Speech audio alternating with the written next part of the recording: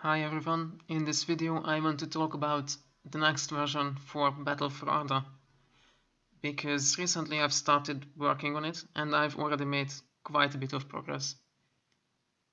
Now this next version is not going to be released anytime soon, because I've got a lot of plans and very little time, so expect release sometime in 2021 if everything goes well. Of course, a beta version can happen earlier than that. As I already mentioned, the changes are going to be significant, and it's also going to include changes to the map itself, because I noticed that there were a couple of issues with the original map that just couldn't be fixed without modifying the map itself.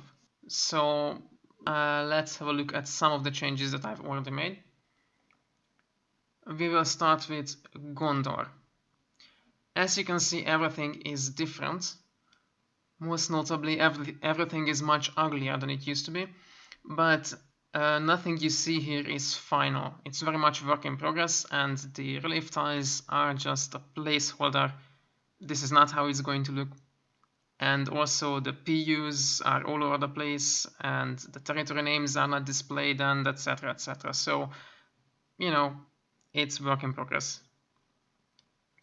But let's talk about what is going to be in the actual game if everything goes well. Well, the territories have been changed quite a bit.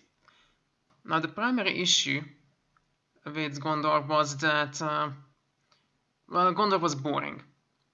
The only way to play as Gondor and as as Mordor and Harad was to try to break through here at Cair-Andros and at Osgiliath. But that's quite boring. So I decided to instead encourage another kind of playstyle, which is a naval invasion by Harad. Now, in the previous version, the map layout was just not allowing any kind of successful naval invasion by Harad. It was very, very conveniently defensible for Gondor, so that has been changed. As you can see, a new river has been added, or, well, it's not a new river, it has been on the map, but it's now a major river. That is, it's a water territory now. It used to be a land territory with a river terrain effect. And so Ethring, this settlement here, is now a coastal settlement. Also, Lynn here, is also a coastal settlement. It used to be an inland settlement, but now the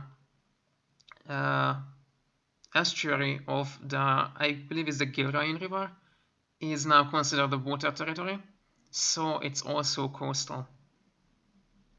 Which means there are more targets for Harad to pick when deciding where to land with the naval invasion. Also, the Ringlo River kind of cuts Gondor in half, so this part, the western part, cannot be defended by the same units that defend this central part.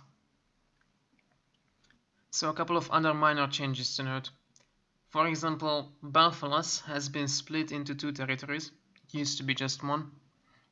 Same thing happened to Lebanon, and it's now split into West Lebanon and East Lebanon. And the Srith River now flows between them, and Pelargir, the city, will now have the river terrain effect, because the river Srith actually does flow right next to Pelargir in the lore. However, the river Kelos, which used to be somewhere here and I believe is a tributary of the Srith River, has been removed. It's now non-existent on this map.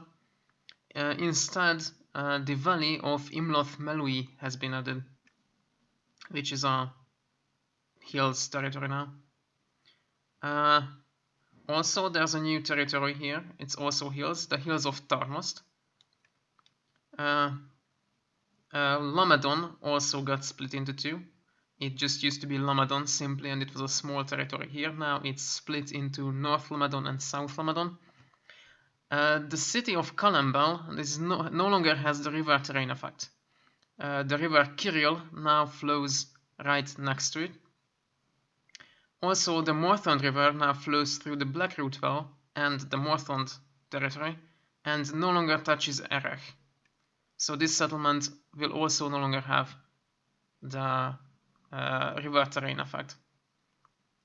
The hills territory of Tarlang's Neck has also been added, and I believe that's about all the changes that happened here in southern Gondor. Now, another place that has been changed is, well, Gondor and Western Mordor. Because the same thing was true here. This front was also kind of boring, because there was like only 2 ways that you could attack as Mordor. So to make that a little bit more interesting, I decided to enlarge the territory of Gondor that's between Mordor and the river. So hopefully it's going to take a little longer for Mordor to take over all of the eastern side of the river. As you can see, the map is quite distorted. Minas Morgul has been pushed to the east significantly, and also Kirit Ungol. And if you think that's kind of bad, well, yes it is, but I have to tell you the sad truth that the map has already been distorted in the previous version. You just probably didn't notice it or got used to it. If I wanted to put the settlements on this in this part of the map without distortion, then Minas Tirith would be somewhere in here and Minas Morgul would be somewhere in here probably, so they would almost touch, because on the actual map they are very, very close. So this has already been distorted. Now it's even more distorted.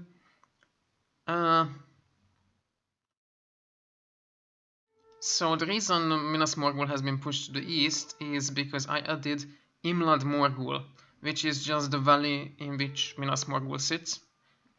And the river of Morgulduin, which flows out kind of from this valley, is also a new territory here.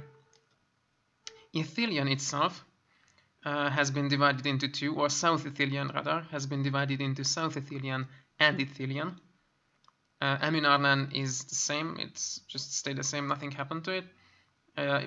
You know, my shape changed and everything, but it's very much the same. But there are a couple of changes here as well. The Poros River used to be a water territory. Now it no longer is, because there was just no reason to you know, block movement here, because combat was already kind of boring here. So I decided to just open this place up a little bit more by turning the Poros into land territories. Also, there's the Houth in Gwanur here, which is, well, it's a burial place in a hill in the lore, if I recall correctly. Rohan fought a battle somewhere around here with Harad, and you know, the dead were buried here. And so I decided that that's going to be a territory now. And an important thing to note here is that these territories are actually closer to Osgiliath than to Minas Morgul, meaning it's probably going to be quite difficult for Mordor to take over these. Well, obviously eventually they will, but you know, it's going to be a fight at least. Now note that the units that are placed here are just kind of random. This is not how it's going to look in the actual game. So yeah, maybe I'll put a little bit more defenses here for Gondor. Another important addition is the fortress of Dothunk, which is, well, Dothunk was already on the map in the previous version, but it was just a mountain territory with a fortress on it, just like Narcost. But Dothunk in the lore is actually one of the biggest fortresses of Mordor, so it was kind of a shame that it was just a simple mountain territory. Now it's a settlement with proper fortress and walls on it and everything. And it's probably not very important, because I don't expect Gondor or anyone really to walk in here, but you know, still. However, a territory was removed here. The plateau of Gorgoroth and Morgai used to be divided into 3 territories. Now they are only divided into 2 parts because there's no reason to have any more territories here. Yeah, and that's about it. But there are also some other important changes. Very notably, some of you might have noticed that ancient walls have been removed. And that's no accident, they will not be part of the next version. Because the TripleA engine is developing and there are new options. And now I'll just show you what the new walls are capable of. So after some definitely not cheating, I have a couple of units here, right next to Minas Morgul's Gondor. And now we will just quickly conquer Minas Morgul. I hope we are going to win.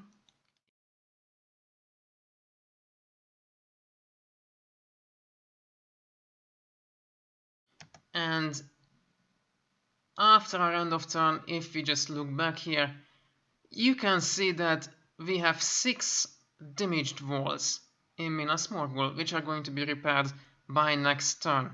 So walls are combat units, they can fight just like any other unit, but now they are also capturable. So once you kill them and conquer the place, they will be repaired and you will have those walls. Now this is very important. It's going to affect battles along the river of Anduin, but most importantly, it's going to help Harad quite a bit with the naval invasions, because once they take a settlement, it's going to be pretty difficult for Gondor to retake. I believe this is a very good change, and I'm very happy that the AAA developers actually implemented this kind of possibility. So now taking settlements is actually even more important because, well, yeah, once you take a settlement, you probably are going to be able to actually defend it and you're not just going to lose it next turn. Alright, so that's enough, I think, for now. I will probably make more videos as soon as I have more changes to show. And yeah, so bye, everyone.